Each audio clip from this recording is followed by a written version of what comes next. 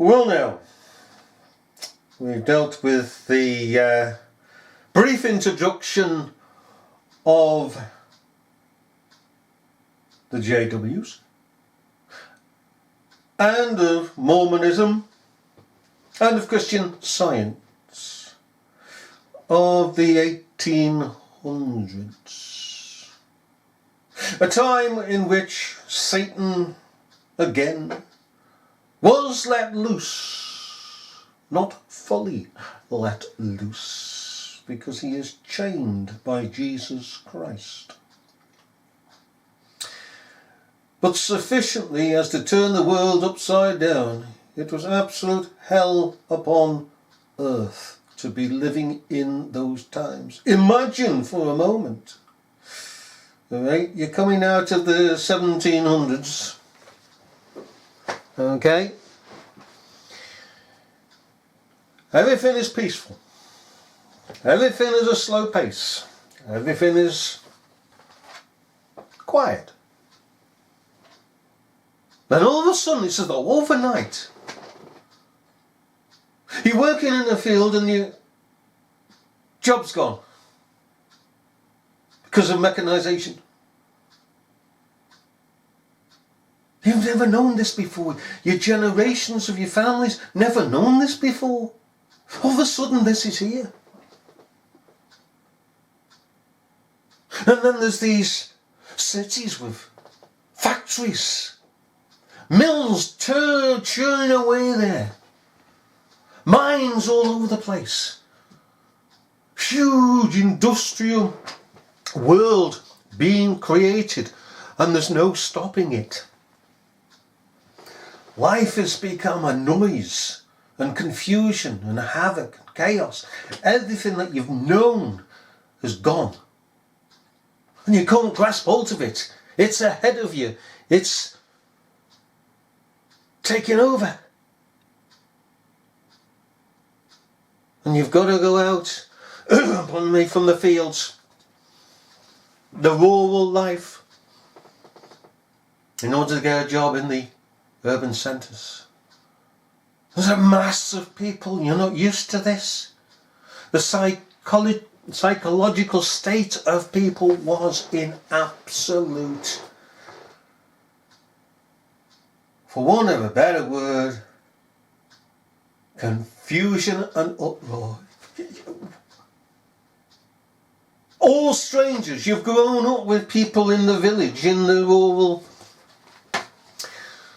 area, and now you're meeting hundreds and thousands of people different to you, and you've got to find a place to live, and where do you live, and so on and so on and so forth. A different way of life has all of a sudden taken over, and the place is dirty, it's noisy, it's racing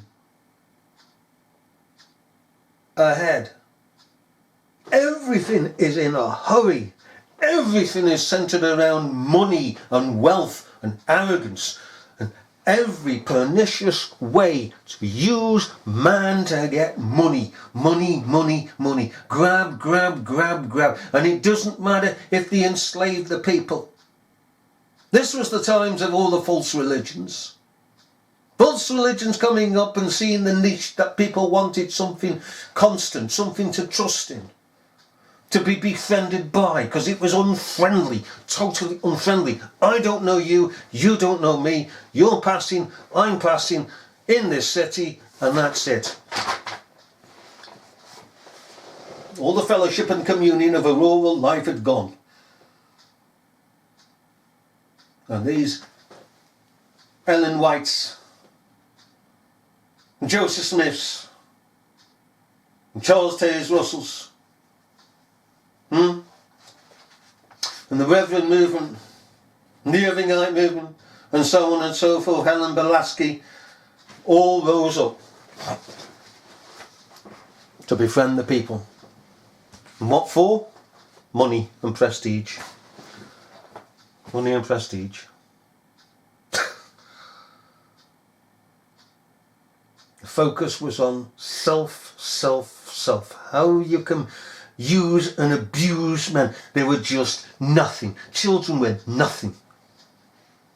How do you get money from them? How do you use them to get money? And we have it today that they say, well, the slave movement from Africa, and they go on about that. What about what happened in the United Kingdom?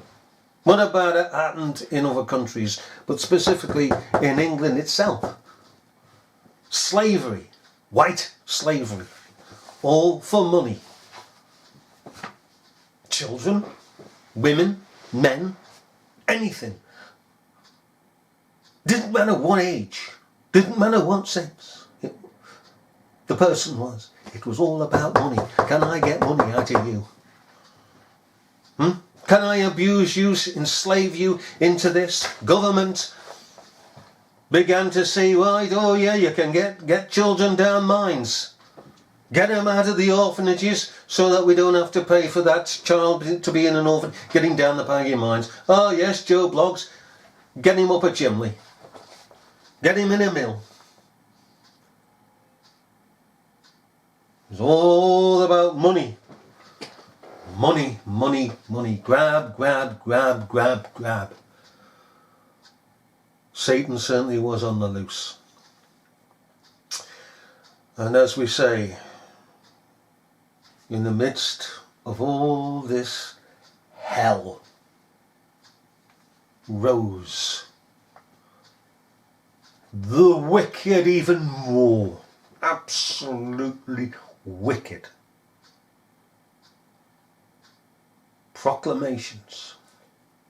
Here, come to my denomination, cries Ellen White, the Seventh-day Adventists, which we are dealing with today. Ellen White. And then you've got the posters and the voice down the road there, and the person on the begging street corner shouting, come to mine. My name's Charles Taze Russell. Come to mine. You'll find God, you'll find peace, you'll find salvation. And another one down here, he's preaching away. Miller's preaching away. Smith's preaching away. Oh, and they're all at it. All at it. Come to me, come to me, come. And this is adding to all the confusion of mind that the people are going through.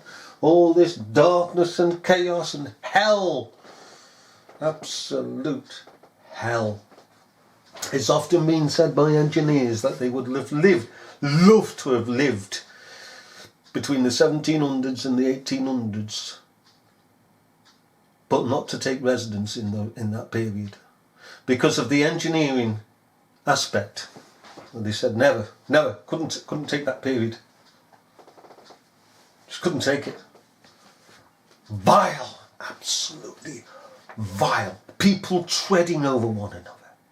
Get out of my way. Money, money, money to survive. There's no social welfare. Prostitutes everywhere. Trying to get some money to live. For basic food. For the basic food. Now then. Oh, and by the way, whilst all this was going on, Trafalgar was going on, Waterloo was going on, they had war after war after war after war after war. The whole world was in uproar and it was at war. Horrendous. There was rumours of wars, and those rumours of wars came true and passed. It is said that from the 1800s to 1902 that there were over 200 wars. That was nations against nations and equally civil wars. The American Civil War of 1861 to 65, and then you got the French Revolution, and it just goes on. War of Independence and all the rest of it. Hey?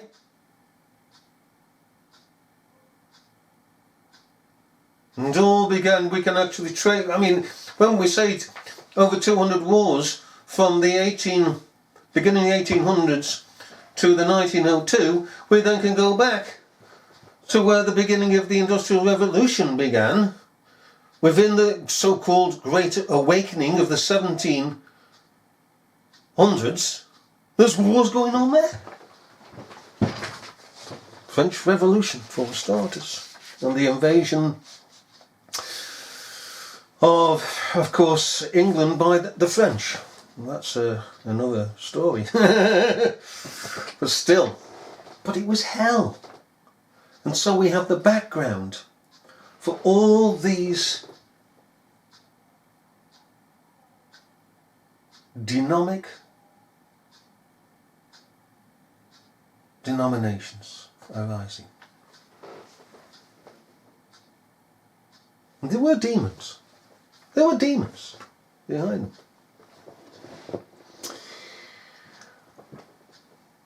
Now then, where did the Seventh-day Adventists movement come from? Everything has a beginning. Well, the spirit of it was abroad and had been abroad for many a long year. But in 1844, it began to rise, make itself known. What had happened was there was a large group called Millerites. Joseph Miller gathered to himself disciples after himself and was teaching the end time prophecies that he said came from the Old Testament. Himself, you see, he was godless, absolutely godless.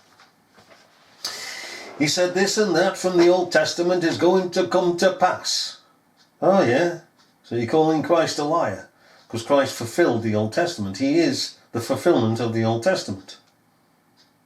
Think not that I came to destroy the law, but to fulfill the law and the prophets.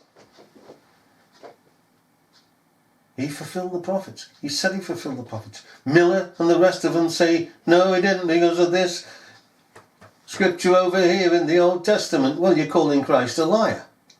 No, I'm not. And this game goes on that they play, mind games. Yes, you are, and calling Christ a liar, therefore Christ is sin, and therefore there's no perfect atonement.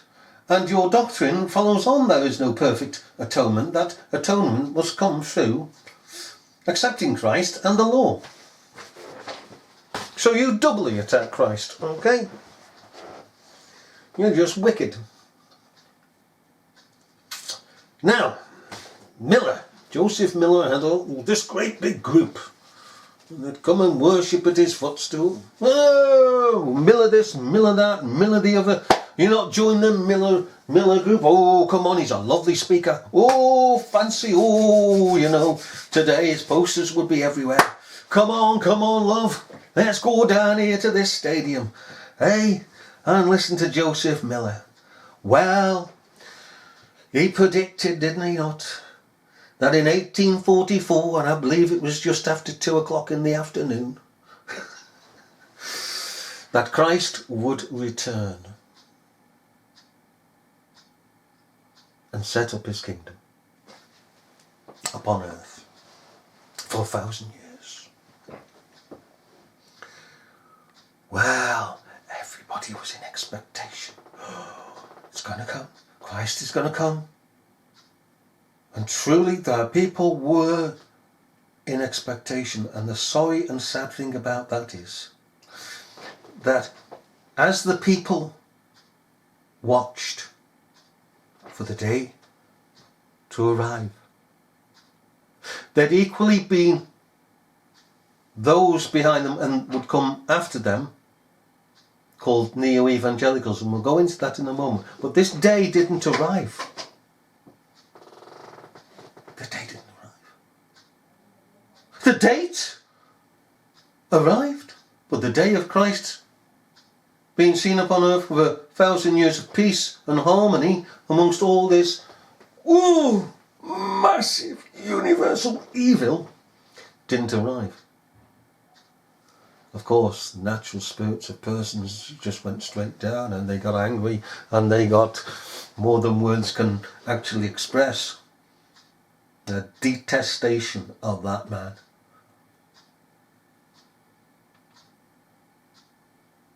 And do you know the wicked part about this? Is that not only Miller misled, tricked, connived to trick people so he could get money and prestige. He had no heart for the people. It's all about money, money, money, money. And prestige that might come from it, and prestige did, and then it went, but he still got the money, the filthy lucre.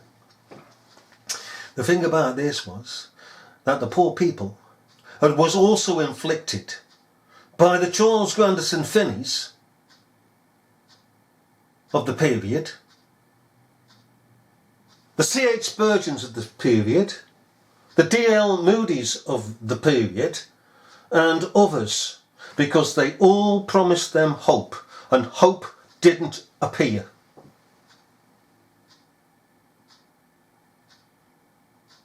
They were all entertainers. They went to hear these people. They were entertained. The false fire that came from them warmed them. Just like presently, if you went to a theatre to listen to a play or comedian or a group, whilst you're there, there is this warmth, this embracing of this atmosphere.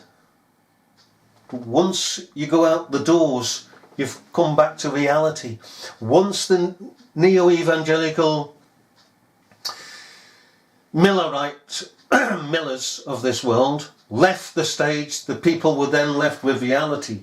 When the Spurgeons and the Moody's and the rest of them had left their stage, the people were going back to reality.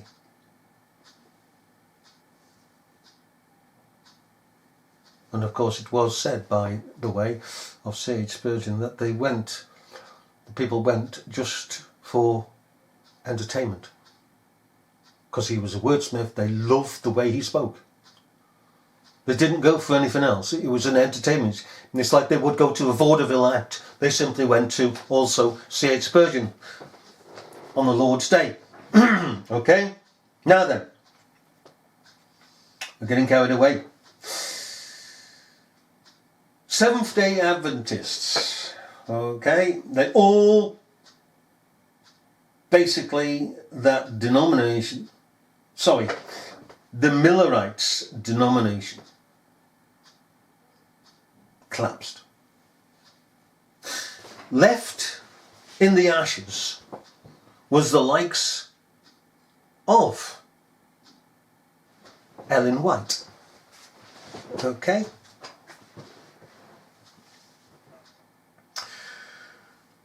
Not only Ellen White and her husband, okay, but others, such as Joseph Bates, Joshua Hines, Charles Fitch, Joseph Litch, etc., etc. This small group decided to take and create another following with the people around them. And that following would be called the Seventh-day Adventists. At the head of it would be appointed the Pope. Ellen White. She became the Pope. The centerpiece. The prophet.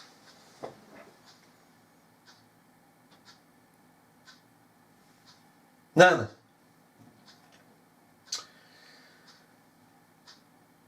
we also come to,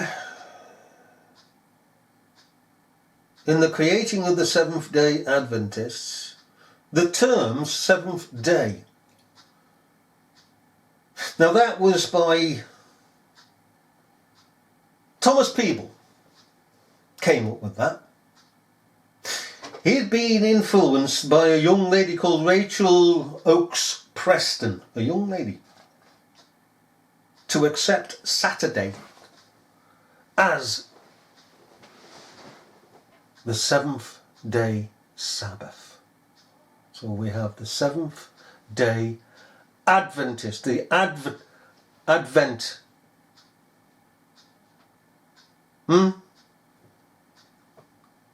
Because you see, the last word, when we've got seventh day, okay, by Rachel Oakes Preston, taken up by Thomas Peeble, the minister, okay, when we've got that, seventh day Adventist, the last word means that the advent of Christ is going to come upon the seventh day. Not the first day of the week, the Christian day, but the seventh day, the Saturday. And they say this in their doctrine, that Christ will come on the Saturday. The seventh day is the Advent. You see, the seventh day Adventists. Okay. Now, as with all false, heretical, demonic, satanic denominations, they all set out to create themselves. Right? What do we mean by that?